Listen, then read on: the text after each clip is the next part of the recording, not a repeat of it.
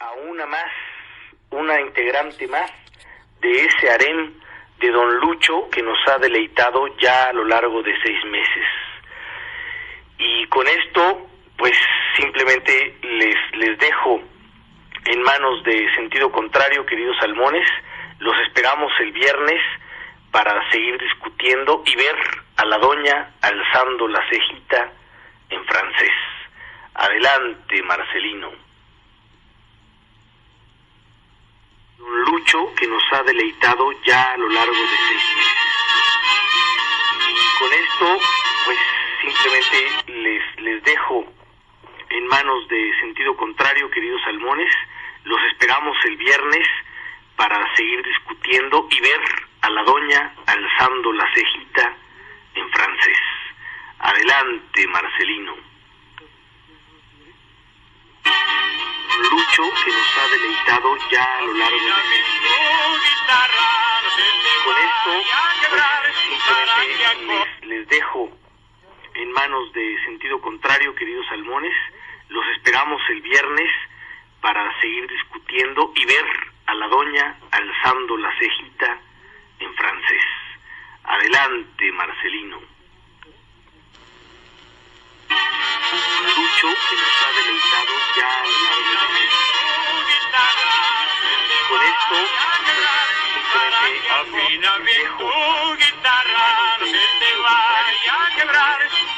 esperamos el viernes para seguir discutiendo y ver a la doña alzando la cejita en la tragedia de Bernal en Guadalupe empezó por una barra de plata que dicen que se robó.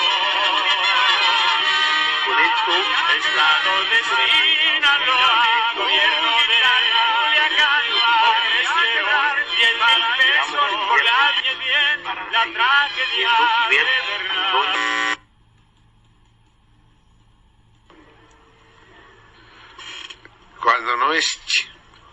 Cuando no es China, Chana me cae. No hay manera de que las cosas salgan bien. Siempre hay algún misterio que nos complica la vida. Vas a ver.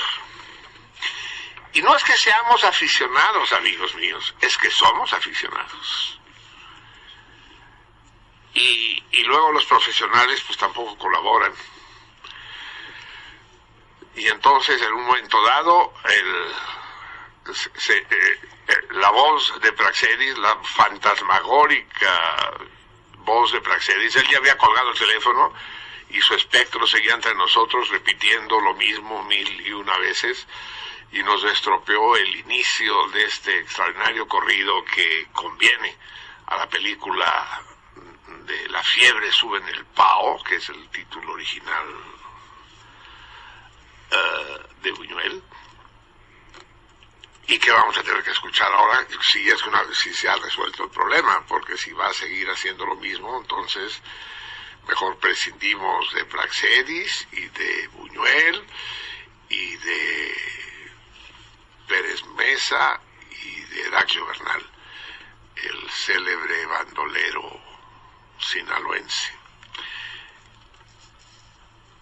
En fin, mientras me dicen algo, porque no me dicen nada, están parados como los tres changuitos esos, ¿saben ustedes? Uno se tapa los oídos, el otro la boca y el otro los ojos, así están, y no me dicen absolutamente nada. ¿Qué? ¿Ya podemos escuchar? ¿Sí? Bueno, ya que interrumpí, aprovecho para subsanar un olvido de Praxedis.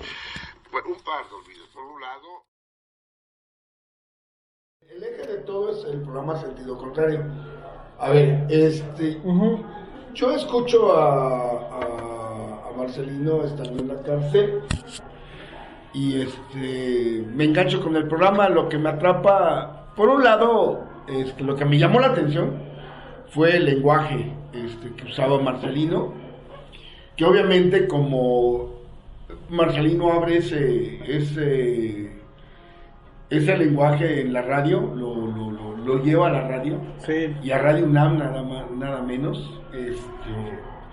provocó una reacción Sí, un poco, más bien, sí fue bastante notoria en los comentarios de las llamadas de algunos radioescuchas de Radio UNAM, no solo de Marcelino, más bien no de Marcelino, sino de Radio UNAM, pues asombrados, indignados y pidiendo que le quitaran el micrófono por el lenguaje, no por lo que decía, sino cómo lo decía. Y Marcelino les dijo, bueno, hablo como habla un universitario promedio, o sea, y además no es una impostura. Dijo, cualquiera que me conoce sabe que yo así hablo. O sea, no vengo aquí y trato de vender la idea de un tipo irreverente. Soy así. Entonces pasó, se quedó en la radio, era de 1 hora. Y luego yo le mando una carta saludándolo, etcétera. Y me engancho con el programa, escucharlo.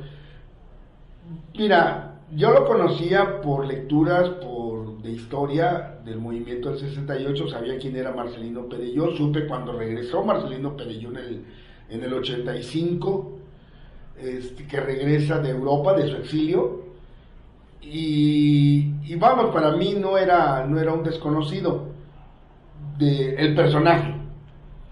Ya la persona yo no la conocía realmente, pues, o sea, la comienzo a escucharla, luego le escribo una carta, él me hace llegar un número telefónico, yo le hablo a su casa, platicábamos, y me gusta del programa la música. Después de la conmoción del lenguaje, que a mí francamente sí me asombró, pero que fuera en Radio UNAM, de ahí no, nada fuera del otro mundo. Y entablo amistad con Marcelino, y cuando salgo, que es el 20 de febrero de 2004, después de permanecer 8 años, 1 mes, 22 días en la cárcel, acusado de robo calificado y portación de arma de fuego sin licencia,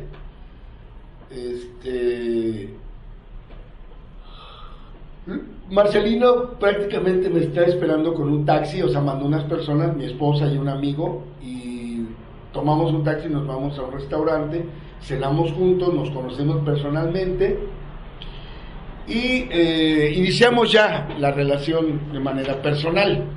Sí.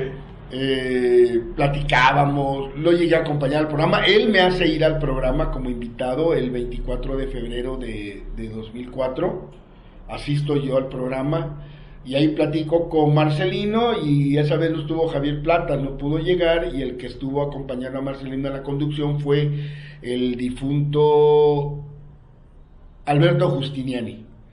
Él era productor, ¿no? Era parte del equipo de producción, pero de la estación, y era la voz de Radio Universidad Radio UNAM.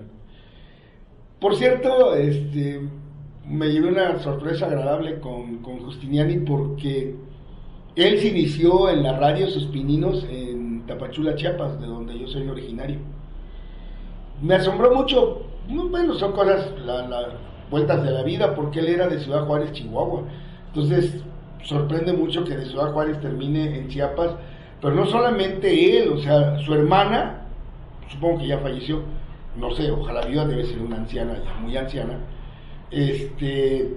Su hermana era residente en un pueblo que se llama Cacoyagua y era ejidataria, o sea, recibió una dotación de tierra en Chiapas, en la costa, a unos kilómetros de Tapachula. O sea que no fue un accidente solo de Alberto Justiniani el haber llegado allá. Bueno, es una cuestión meramente anecdótica. Y yo platico con él, lo acompaño en algunos programas, convivo con él convive con mi familia, con mi esposa, con mis hijos, y una amistad padre, ¿no? Y sobre todo muy solidario, porque como te podrás imaginar, pues yo pues no encontraba trabajo, cuando me apretó el zapato recurrí a él me ayudó económicamente y nunca me cobró. De hecho, nunca tuve la oportunidad de pagarle, pues, o sea, mi situación económica hasta la fecha es Difícil, digo, no estoy muriéndome de hambre, pero sí vivo al límite, pues mis ingresos son magros. No por la cárcel, sino por otra serie de razones, ¿no? Entonces, por ahí del año 2011, Marcelino... espérate, lo que preguntabas, ¿quiénes fueron el primer equipo? Y que yo recuerde la producción, la primera productora del programa, la primera persona fue Cecilia Aguilera, que es abogada de profesión. Y en los teléfonos estaba Becky. Sí, estaba Becky en los teléfonos. Y ese era básicamente su equipo. Él era la conducción del programa era Marcelino Perelló, junto con Javier Platas. En la producción era Cecilia Aguilera y en los teléfonos la Becky Morales, ¿no? Sí. Que eran gente que la Becky pues la conocía desde el 68. Y después en la producción estuvo ¿cómo se llama este cuate? Jorge Pené, un caricaturista. Jorge Pérez Pené. También estuvo Juan Manuel Palacios. Estuvieron haciéndose cargo de la producción, sí, que yo recuerde, y ya se hizo todo un equipo ahí de colaboradores de Sentido Conero que se fueron sumando a través de primero la audición y luego conocerlo, y Marcelino organizaba cenas. La primera cena de los salmones, ¿no? Sí. Se fue. Entonces, organizó, por ejemplo, por esas fechas, estando yo todavía en la cárcel,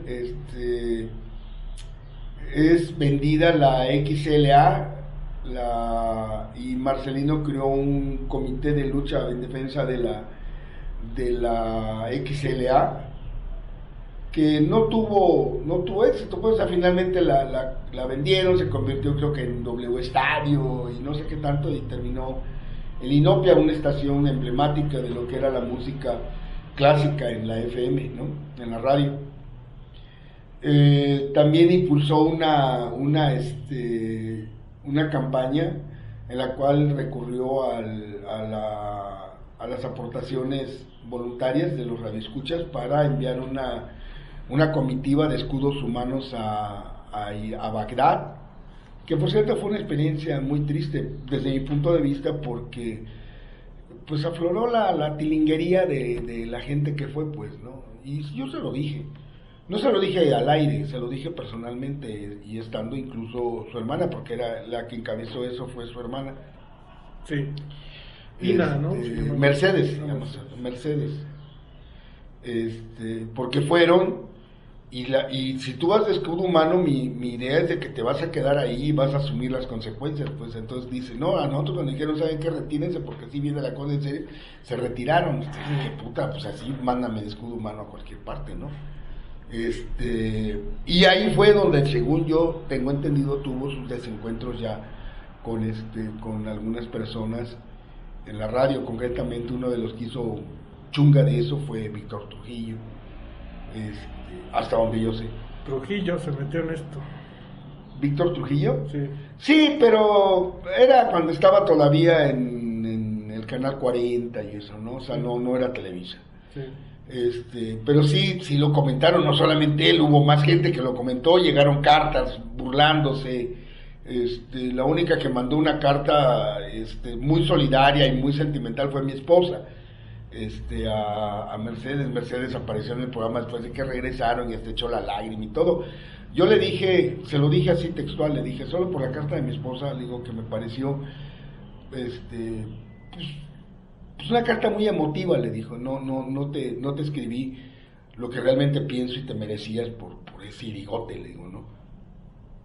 Se lo dije a Mercedes, le digo, por eso no mandé una carta, le digo, pero a mí me pareció algo inaceptable el episodio de los escudos. Pero bueno, te digo porque entonces el programa ya se empezaba a ser conocido, a tener una buena audiencia y abordaba muchos temas, Marcelino, ¿no? En el programa. Algunos muy interesantes, otros no tanto, como todo, pues, ¿no? O sea, no puedes mantener la excelencia al 100%. Bueno, cuando yo acudo al programa con Marcelino, yo trato de ser lo más... Acudimos mi esposa y yo, los dos, porque ya conocía más, había tratado más a mi esposa que a mí. A mí, cuando llegó al programa, es la segunda vez que me ve personalmente. Por teléfono un montón de veces, ¿no? Entonces, yo trato de ser lo más honesto, ahí en el programa. En primer lugar, yo le digo que yo no soy inocente. O sea, y se lo digo al aire, le digo, o sea, yo una cosa quiero dejar claro, yo no soy inocente. Luego, yo sí tomé un arma, salí a la calle, armado, lesioné el bien jurídico tutelado por la ley, que es como se le llama, el robo, así lo ponen en los expedientes. Fui detenido en flagrancia, conducido ante un juez, oído y vencido en juicio. O sea, sí cometí el acto por el que me acusaron. Cumplí mi sentencia y salgo y no les debo ni media hora. No traigo una piedra en el lomo, pero tampoco traigo una condecoración en el pecho, pues. O sea, asumo el hecho. Podemos discutir las motivaciones, pero no el hecho jurídico. O sea, no voy a salir como el ridículo ese que dice, ay, sí lo detuvieron en un Oxxo, pero estaba robando comida. No, pues el robo está penado por la ley. Esté robando comida o esté robando un lingote de oro, está penado.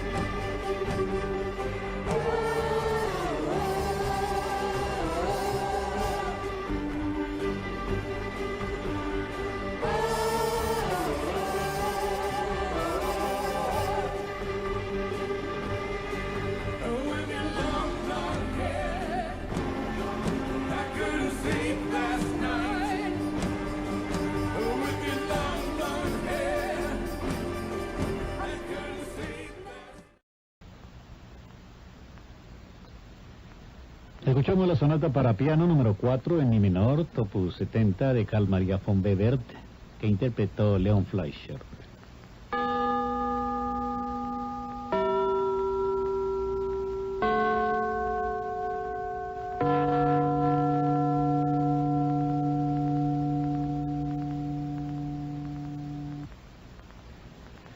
...22:56 en la Ciudad de México.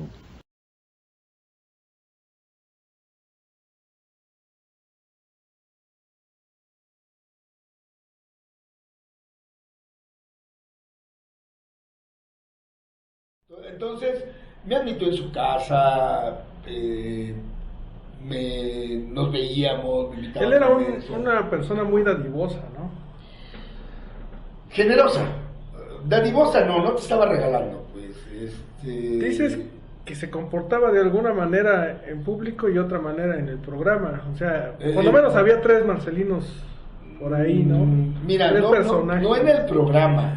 Y con las mujeres bellas también. No, con las mujeres en general. Sí. Marcelino era uno estando solo y era otro habiendo público. Y si en el público había mujeres, puta, era insoportable, ¿no? Porque no te concedía nada. Pero estando solo, Marcelino te reconocía que luego había temas de los que no tenía ni puta idea. ¿No? Tú le decías y te lo admitía. O él mismo lo decía, lo que yo te comenté, pues, ¿no? Sí. Que él me dijo, yo no puedo ordenar de manera cronológica los sucesos de la revolución. Eso él me lo dijo, ¿no? Pero si tú le rascabas tantito, pues te dabas cuenta, ¿no? Lo que pasa que, como era dueño de una vasta cultura, como era un conversador muy, muy ameno, un gran conversador, un maestro de la palabra, entonces subyugaba a sus oyentes, ¿no? Y llegaba un momento que los subyugaba de tal manera y los avasallaba con su tremenda cultura que no le cuestionaban nada. Pero si tú eres una persona tan bien versada y con una cultura universal amplia, pues te das cuenta que no está bien lo que está diciendo, pues, que es erróneo. Pero no lo ibas a contradecir tampoco. No me interesaba, que... no me interesó nunca contradecirlo. En corto sí, ya decía Marcelino, eso que dijiste. Claro que le dijo no, y te lo demuestra. Entonces ya lo veíamos y decía, pero te digo, o sea, no, si eres amigo de alguien, yo creo que difícilmente lo vas a poner en evidencia frente a otras personas, pues, ¿no? Simplemente sabes que tu amigo, pues, cojea, ¿no? Y como dice el jefe de jefes, pues no, los escucho, pero no todos les creo. ¿Tú estuviste en sus programas? Sí, estuve en sus programas antes de ser productor del programa y después ya llevando la producción, pues obvio, ¿no? Todos. Estuve como desde el 2012 hasta el 2010 y hasta el 2015 o 2014, 2014. Estuve como productor, creo desde 2011, porque él se queda sin productor, porque luego era fastidioso. Es que ser productor de Marcelino era prácticamente traducir sus deseos. Exacto. ¿No? Sí. Y entonces el productor es el que te marca a ti la pauta, ¿no? Y Marcelino no, él marcaba la pauta. Entonces era difícil, pues, ¿no? Marcar los tiempos, ¿no? Se encabronaba. Sí, él era... Ajá, él era de hecho, él era el productor, ¿no? Lo que hacíamos los demás era traducir sus deseos, ejecutarlos, pero él era el productor. Yo traté de meter cierto orden en el programa. Durante la semana yo trabajaba en los temas relevantes de la semana o temas relevantes per se, por ejemplo, la Comuna de París. Tú organizabas los años, el calendario republicano, ¿no? Ah, sí, él lo veía, haz de cuenta que ya vamos al programa, ¿qué día soy? Ya. Y entonces se tiraba, entonces yo le dije, yo lo pensé, dije, no puede ser así. Si todos los martes es lo mismo, pues dáselo por escrito, ¿no? Ahí está, ¿no? Entonces yo le ponía en una cuartilla, le decía, hoy es el día tal, del año tal, del mes tal, y su día específico, por ejemplo, que era ruda, o era centeno, o era asadón, ¿no? De acuerdo al calendario francés. Ya le daba una explicación breve de qué era ese vegetal, esa especia o así, y él ya lo leía, ¿no? Y era tenía un sentido así del teatro, muy teatral, ¿no?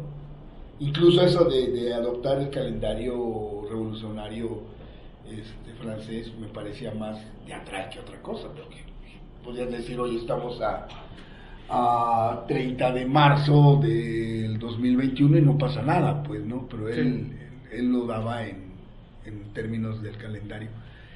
Y bueno, era parte del encanto de él, ¿no? De hacerlo. También le daba yo en otra carpeta, porque Marcelino era muy fácil de hacerse bolas, le daba en otra carpeta de otro color, le daba yo un breve guión, ¿no? Y estos son los temas relevantes. Y Marcelino lo agarraba y decía sí, y podía hablar de lo que él quisiera y no abrir nada, no consultar nada. Durante 3 horas. Sí, y entonces era difícil. Marcelino llegó a decirlo con sinceridad, no tengo ni idea de lo que voy a decir en el programa. O sea, había veces que sí llevaba un tema, un invitado y la música, pero la mayor parte de las veces no. O sea, él llegaba y hablaba y los programas salían así. Tú dices que padre, no era muy espontáneo y todo. Pues sí. Debe haber sido horrible en algún momento, ¿no? Pues sí, más que horrible, llega un momento en que tú te das cuenta que es un esfuerzo que rinde poco, ¿no? Porque creo que Marcelino pudo haberse convertido en un referente en la radio. Lo fue en su momento, ¿no? Yo creo que nunca lo fue. Nunca lo fue. O sea, yo creo que él llama la atención por el lenguaje, por lo que significa la irrupción del lenguaje cotidiano, el lenguaje de la calle, el lenguaje común y corriente de cualquier mexicano común y corriente. Y hay artículos periodísticos que así lo señalan. Pero una vez que esto ya se vuelve norma, que ya todo el mundo, sobre todo en las noches, ya habla como hablamos cualquiera, ¿no? Que ya dice, pues esto realmente, señor, está de la chingada. Yo no entiendo cómo esta gente puede ser tan pendeja. Ya lo dice cualquiera, hasta en la televisión lo dice, ¿no? Entonces Marcelino ya, su impacto, o sea, quedará en los registros. El primero que habló así en la radio fue Marcelino Perelló y en Radio UNAM. Sí. Pero fuera de eso eso no basta para ser un referente. En su momento parecía que Radio UNAM no tenía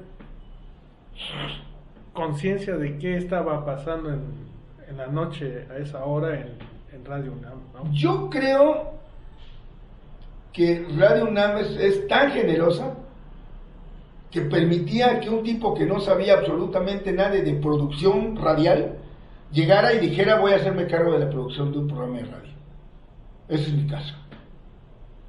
Yo no sabía un carajo de lo que era ser productor de radio. No sabía nada. Y ahora sé un poco sobre producción radial por el programa que produje para Marcelino. O sea, ya aprendí, hoy entiendo qué cosa es la producción, qué es lo que hace el productor, qué es lo que hace continuidad, qué es lo que es en los controles técnicos, todo eso hoy lo aprendí ahí. La técnica, ¿no? Sí, pero así es de generoso. Dime, ya me dirás tú si en Grupo Asir o en Radio Centro te van a permitir decir, aquí vengo yo a hacerme cargo del programa. ¿Qué sabes de producción? Nada. Jamás hubo una libertad radial como la que se presentó en ese momento. Yo pienso como la que tuviste, ¿no? Como la que yo tuve. No sé si la sigan manteniendo, probablemente. No sé si ahora, a raíz de los hechos con Marcelino, la Radio UNAM se haya puesto más estricta, no lo sé, pero yo llegué y me asumí como productor, y los primeros que se dieron cuenta que yo no sabía ni jota, pues fueron los de control técnico, ¿no? Agustín y Castrejón. Pues ellos se dieron cuenta de inmediato. Y lo aceptaron. Sí, o sea, no lo cuestionaron, pues, ¿no? Porque tampoco llegué yo asumiendo las actitudes de un productor hasta que raya en el despotismo, ¿no? En el autoritarismo, ¿no? O sea, yo llegaba y pues, ni idea, ¿no? Entonces ahí fui aprendiendo. Entonces esa libertad que yo tuve para aprender lo que era la producción de radio, la tuvo Marcelino, pero la tiró por la borda, no le sacó jugo. ¿Qué pasó? ¿Qué pasó, Enrique? Permíteme. ¿No quieres juntar?